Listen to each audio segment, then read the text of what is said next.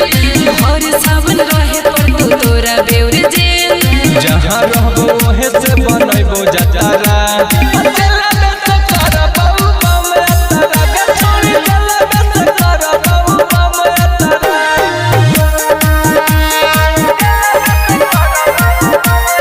बोला बोला बाबा गरीबनाथ की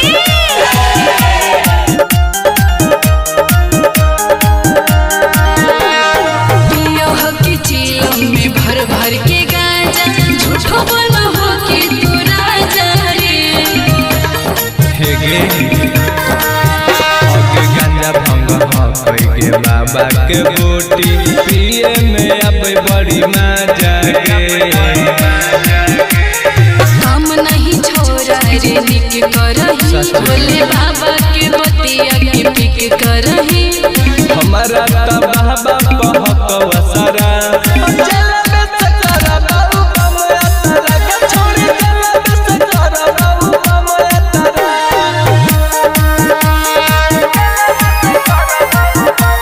बोला बोला डमरू वाले बाबा की बोल करो हकी देने देने खुला अपराध हकी तू छोरा अपराधी रे आगे गिलिंग होइए गे आगे हम रंगदार हमर बाबा रंगदार चलते हमर रंगदार गे सुन प्रेम निराला बिछल हो गुजार एंटी बेला वाली ले ले तथा हमरा साथ पुलिस बन के